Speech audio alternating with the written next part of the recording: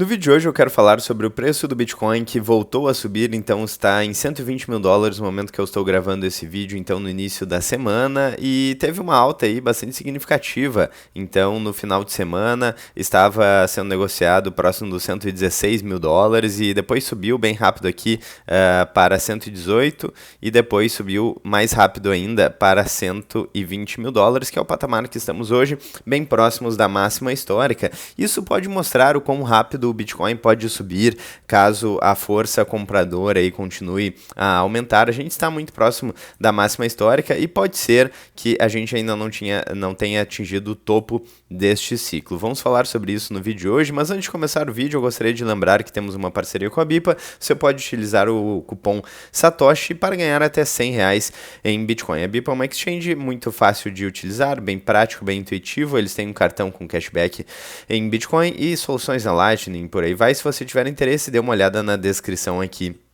deste vídeo. Então, voltando para o Bitcoin a US$ 120 mil, e como a gente já falou em outros vídeos aqui do canal, a gente pode não ter visto ainda o topo deste ciclo. Historicamente, os ciclos acontecem de 4 em 4 anos. Eu acho provável que eventualmente esses ciclos de 4 em 4 anos eles parem de acontecer por conta da perda de relevância do halving na questão da oferta do Bitcoin. O halving ele acontece de 4 em 4 anos e é o momento onde a oferta dos mineradores, as recompensas, aliás, dos mineradores caem pela metade. Isso talvez tenha influenciado durante muito tempo os ciclos de 4 em 4 anos. Só que agora o halving, as recompensas dos mineradores, melhor dizendo, fazem cada vez menos diferença aí para a questão da oferta do Bitcoin, porque elas são reduzidas pela metade, então as ofertas aí, as recompensas dos mineradores não são mais tão relevantes. Além disso, a gente tem uma adoção institucional bastante forte atualmente aí no Bitcoin. Então a gente tem grandes ETFs de Bitcoin, a gente tem as famosas Bitcoin Treasury Companies, grandes exchanges e também o governo dos Estados Unidos e o governo da China já com entre os 10 maiores detentores de Bitcoin. Então essa adoção institucional pode mudar o padrão de comportamento de preço do Bitcoin e fazer com que talvez a alta seja menos volátil e mais constante, o que inclusive é possível verificar em indicadores como o Mayer Multiple aqui do Bitcoin, que vem mostrando essa queda de volatilidade. Lembrando, nada disso aqui é uma dica de investimentos, é o disclaimer que a gente sempre faz aqui no canal. Mas a gente gosta de analisar dados, gráficos e indicadores aí do preço do Bitcoin para acompanhar esse momento histórico. Então sim, eu acho possível aí que o preço do Bitcoin atinja novos topos ainda para este ano, início do ano que vem, ainda neste ciclo. E, claro, a gente tem que levar em consideração também que caso a gente tenha uma correção forte aí na economia global, como já aconteceu recentemente aqui, né, quando a gente teve essa queda de 20%, quase 20% em dólar no preço do Bitcoin, a gente teve, junto com isso, uma correção na economia global, certo? Então isso pode influenciar o preço do Bitcoin bastante. Quando a gente coloca aqui o gráfico do SP500 junto com o gráfico do preço do Bitcoin, a gente vê que quando um ativo cai, o outro acaba caindo junto. Então mostra essa certa relação entre preço do Bitcoin e liquidez global, talvez seja o melhor termo. Inclusive, é o que defende a Lyn Alden neste artigo aqui sobre Bitcoin e a liquidez global que eu já mencionei outras vezes. Então, geralmente, quando a liquidez global aumenta, quando tem mais dinheiro na praça, taxa de juros baixa, o preço de vários ativos sobe, Bitcoin, SP500, ouro e por aí vai. Então, é interessante essa relação aí. Então, o momento crítico para o Bitcoin seria talvez uma correção aí nos mercados globais, o que pode muito bem acontecer, dado todo o problema da dívida aqui nos Estados Unidos, que já passa de 36 trilhões de dólares e vai crescendo, então. A gente sabe que as moedas fiduciárias são insustentáveis e vem perdendo poder de compra ao longo do tempo. Talvez isso colapse de forma mais lenta, mais gradual, mais rápida, a gente não sabe, mas um colapso mais abrupto poderia impactar bastante o preço do Bitcoin também.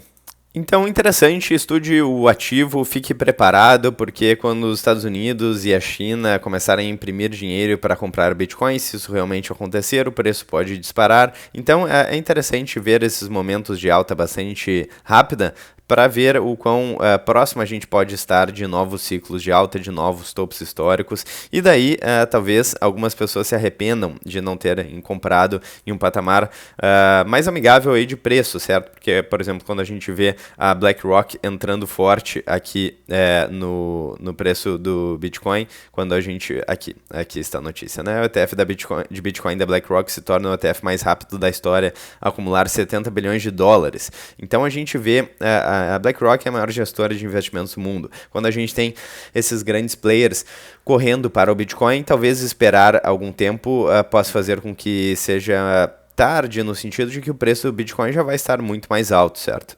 Então é isso, o preço do Bitcoin é muito próximo da máxima histórica. Eu quero também saber a opinião de vocês nos comentários acerca do potencial topo aí para este ciclo no preço do Bitcoin, talvez em 2025, talvez em 2026. Quero saber a opinião de vocês nos comentários. E agora eu quero falar um pouco também sobre, antes disso, na verdade, preço do ouro também muito próximo da máxima histórica.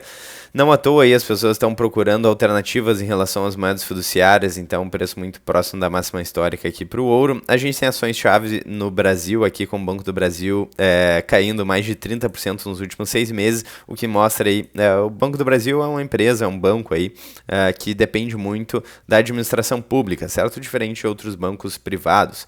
Então, ou pelo menos dependentes do Estado. Então a gente vê aí que a situação no Brasil não está fácil, mas eu espero que melhore aí em um futuro não tão distante. Tem duas notícias interessantes que eu gostaria de comentar aqui com vocês. A primeira é a ação do Trump. Então Trump ordena ação militar contra cartéis de droga na América Latina. Então, a notícia aqui saiu também no New York Times, em todos os principais veículos de mídia.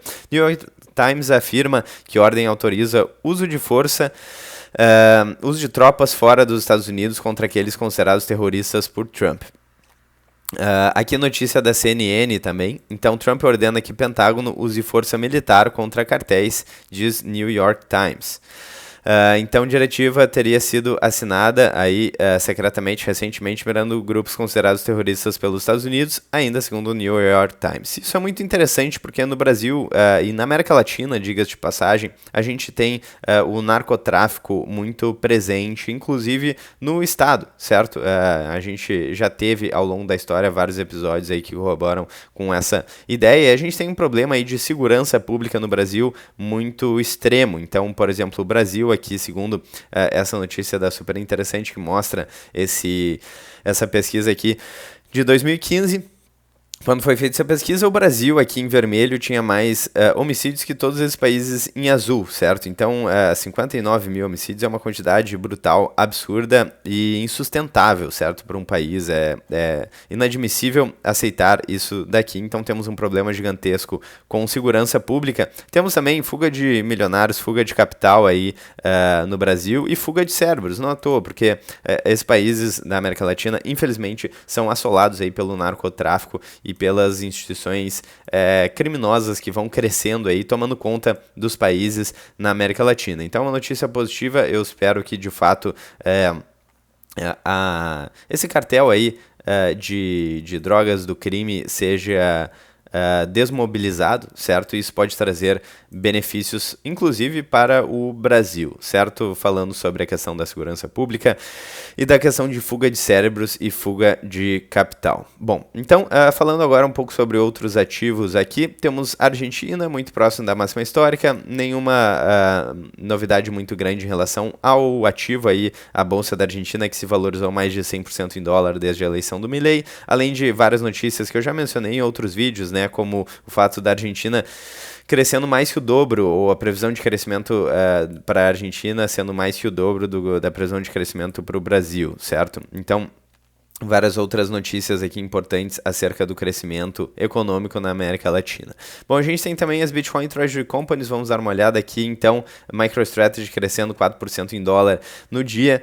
As Bitcoin Treasury Companies, elas se comportam como um Bitcoin com mais volatilidade, então quando o preço do Bitcoin sobe, os ativos aqui, as Bitcoin Treasury Companies, continuam subindo de forma ainda mais acentuada. Aqui a gente tem também o dólar americano em 5,44, que me parece um patamar interessante dado todas as tensões aí no Brasil, todo o risco. Será que algumas pessoas já estão vendo um caminho de melhora? Não sei, mas, bom, também temos a taxa de juros básica do Brasil que está bem alta, em 15%, a taxa Selic, certo? Então, dólar ainda não está tão alto quanto estava recentemente, acima de 6. Então, é interessante. Ibovespa lateralizado faz anos aí em reais, mas o real vem perdendo muito poder de compra, por isso que eu gosto, assim como os outros ativos aqui que eu mencionei, eu gosto de trazer o valor em dólar. Então, quando a gente olha Ibovespa em dólar, a gente vê que quem comprou Ibovespa aí em 2010 e segurou até hoje, perdeu dinheiro, certo? Então, quando a gente simplesmente dolariza o ativo, a gente vê aí o risco da famosa perda variável aqui no Brasil. Então, lembrem sempre de corrigir aí os seus ganhos, pelo menos pelo dólar, mas preferencialmente até pela expansão da base monetária, certo? O Bitcoin sendo um dos poucos ativos que vem tendo uma valorização real aí positiva, superior à verdadeira inflação, que é a expansão da base monetária, pode ser medido, por exemplo, por um agregado monetário como o M2. Então, esse é o resumo da semana. Eu acredito que a gente pode ver aí novos topos históricos para o Bitcoin. Se a gente não tiver uma correção forte aí na economia global, vamos ficar de olho e vamos manter vocês informados. Se vocês gostaram do vídeo, não esqueçam de deixar o like, clicar no sininho, inscrever-se no canal e ficar à vontade na seção dos comentários. Eu vou ficando por aqui até hoje no próximo vídeo do canal ou até amanhã, dependendo de quando sair o vídeo. Vou ficando por aqui, grande abraço, até mais.